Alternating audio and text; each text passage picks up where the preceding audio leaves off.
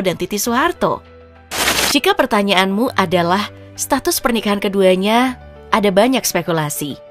Dari banyak berita yang beredar, status pernikahan Prabowo dan Titi termulai dalam dokumen pencalonan keduanya saat mendaftar ke Komisi Pemilihan Umum KPU.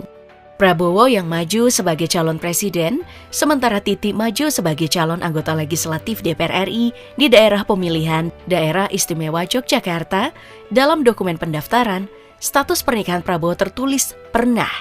Begitu juga dengan Titi yang menulis P di kolom dokumen pendaftarannya. Padahal di catatan sipil hanya ada 5 keterangan status perkawinan.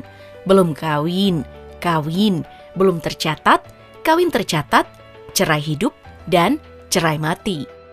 Artinya apa? Keduanya tidak mengakui status janda dan duda.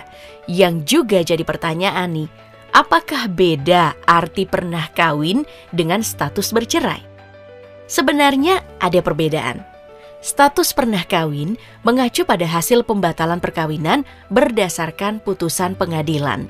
Sementara status janda atau duda didasarkan pada hasil putusan gugatan atau permohonan talak berdasarkan putusan pengadilan atau salah satu pasangan suami atau istri meninggal dunia. Merujuk ke aturan ini, berdasarkan putusan pengadilan tidak ada permohonan talak di antara keduanya. Makanya sulit untuk menyebut kalau keduanya berpisah karena permohonan talak. Kenapa? Mari kita kilas balik keromantisan keduanya.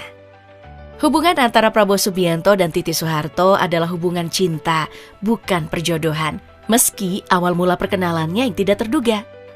Prabowo Subianto dan Titi Soeharto pertama kali bertemu ketika Titi menjadi murid dari Sumitro Joyo Hadikusumo, seorang ekonom dan politisi terkemuka, sekaligus ayah dari Prabowo. Nah, dari pertemuan itu, benih-benih cinta mulai tumbuh. Prabowo dan Titi pun menjalin hubungan romantis. Hanya berpacaran 2 tahun, Prabowo pun melamar Titi Soeharto dan keduanya lalu memutuskan untuk menikah pada tanggal 8 Mei 1983. Pernikahan mereka digelar di Taman Mini Indonesia Indah dengan megah dan memakai adat Jawa. Pernikahan keduanya tentunya jadi perhatian masyarakat luas karena status Titi yang merupakan anak presiden pada saat itu. Dan Prabowo anak seorang ekonom terkemuka yang juga merupakan seorang perwira dengan banyak prestasi.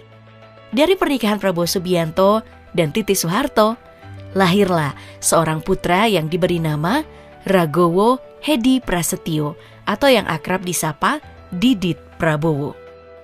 Jadi artinya, hubungan antara Prabowo dan Titi didasarkan dengan cinta. Lalu, mengapa ada pembatalan perkawinan? Ini yang penting untuk diluruskan. Pembatalan pernikahan bukan hanya bisa diajukan oleh suami atau istri, tapi juga keluarga dalam garis keturunan lurus ke atas dari suami atau istri. Yang artinya, ada kemungkinan perpisahan keduanya atas dasar terpaksa. Spekulasi ini juga yang didukung berdasarkan desas-desus yang beredar. Perpisahan mereka dipicu oleh situasi politik yang memanas pada akhir masa pemerintahan Soeharto. Pada tahun 1995, hubungan antara keluarga Sumitro dan Soeharto mulai merenggang. Hal ini disebabkan oleh sikap kritis Sumitro terhadap kebijakan Soeharto. Salah satu kritik Sumitro yang membuat Soeharto marah adalah terkait dugaan korupsi dalam dana pembangunan. Ketegangan antara keluarga Sumitro dan Soeharto pun semakin memuncak pada tahun 1998. Ketika terjadi krisis ekonomi, politik, dan sosial yang mengguncang Indonesia. Pada tanggal 21 Mei 1998, Soeharto pun mengundurkan diri dari jabatan presiden setelah mendapat tekanan dari berbagai pihak, termasuk mahasiswa yang menduduki gedung MPR DPR. Keluarga Soeharto menyalahkan Prabowo Subianto yang saat itu menjabat sebagai Panglima Kostrad atas kejadian tersebut. Mereka menuduh Prabowo tidak melakukan tindakan untuk menghalau mahasiswa dan bahkan terlibat dalam upaya menjatuhkan Soeharto. Bersamaan dengan itu, Prabowo dan Titi juga mengakhiri pernikahan mereka. Meskipun sudah bercerai, Prabowo Subianto dan Titi Soeharto tetap menjaga hubungan baik dan silaturahmi. Keduanya masih sering bertemu dalam berbagai kesempatan, baik yang bersifat pribadi maupun politik.